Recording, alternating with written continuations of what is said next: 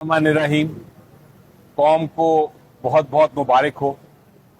आज जो फैसला किया है सुप्रीम कोर्ट ऑफ पाकिस्तान के बेंच ने, चीफ जस्टिस उसको हेड कर रहे थे, आज जो फैसला किया है उसमें बड़ा वाज़ेह कर दिया है कि इलेक्शंस जो हैं आइन के तहत 90 दिन के अंदर ही होने होते हैं। इलेक्शंस 90 दिन से आगे नहीं हो सकते।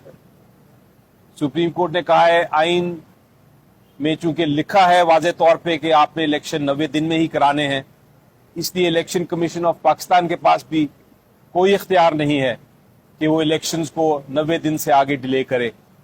इलेक्शन कमीशन ऑफ पाकिस्तान ने जितने इंतजामात करने हैं, जो कुछ कर रहा है अच्छे इलेक्शंस के लिए, फ्री एंड फेयर इलेक्शंस के लिए, वो 90 दिन के अंदर अंदर ही उन्होंने इकदामात करने हैं और इलेक्शंस 90 दिन से एक दिन भी आगे नहीं हो सकते। उसको इस्तेमाल किया है अदालत ने लफ्ज कि ये एक कॉन्स्टिट्यूशनल इम्पेरेटिव है, ये एक मैंडेटरी प्रोविजन है, यानी कि ये कंपल्सरी है। इसकी पाबंदी हर अदारे पे ये पाबंदी है कि वो इस आइन की जो 90 दिन का रिस्ट्रिक्शन है उस पर अमल करे।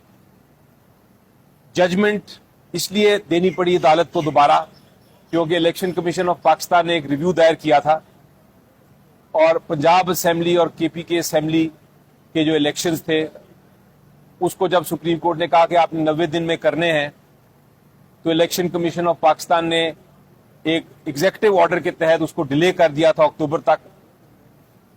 जब सुप्रीम कोर्ट ने पास केस आया तो सुप्रीम कोर्ट ने कहा आप ये डिले नहीं कर सकते, 14 मई को आप इलेक्शन कराएंगे ही कराएंगे। उसके खिलाफ ये रिव्यू किया था इलेक्शन कमीशन ऑफ पाकिस्तान ने। और आज जो वकील साहब बहस कर रहे थे इलेक्शन कमीशन ऑफ पाकिस्तान की तरफ से, सुप्रीम कोर्ट उनसे बार बार पूछ रहा था कि हमने अपना जो जजमेंट दे दी है, हमने आइन की तशरीह कर दी है, आइन में लिखा है 90 दिन में इलेक्शन कराने हैं, आइन में लिखा है कि इलेक्शन कमीशन ऑफ पाकिस्तान के पास कोई इख्तियार नहीं कि 90 डेज डिले करे, 90 दिन से आगे इलेक्शन को लेके जाए। इसमें क्या गलती नजर आ रही है आपको? और जब कोई गलती पॉइंट आउट नहीं हो सकी तो रिव्यू को उन्होंने डिसमिस कर दिया।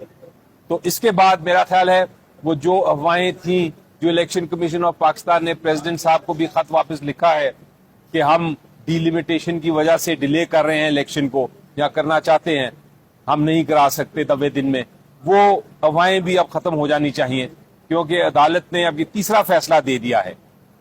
अब आपका एक सवाल हो सकता है कि 14 मई का इलेक्शन जो कहा था अदालत ने कि 14 मई को इलेक्शन हो, वो नहीं हुआ, तो उसका क्या होगा?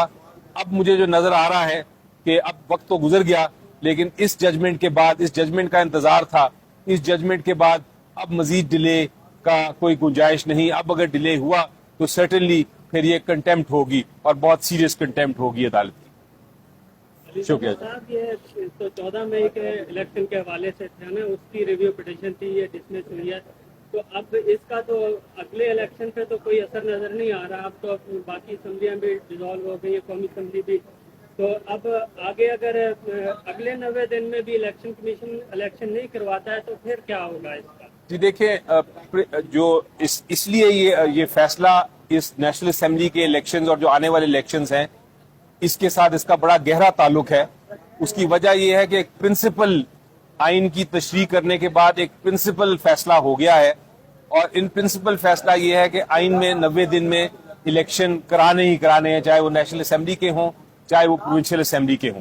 तो ये जो जजमेंट है ये अब नेशनल असेंबली के जो और बाकी जो प्रोविंशियल असेंबलीज के इलेक्शन हैं जो आने जा रहे हैं उनके ऊपर पूरी तरह लागू होता है क्योंकि इलेक्शन कमीशन ऑफ पाकिस्तान को अब ये क्लैरिटी आ गई है कि वो 90 दिन से आगे इसको एक्सटेंड नहीं कर सकते।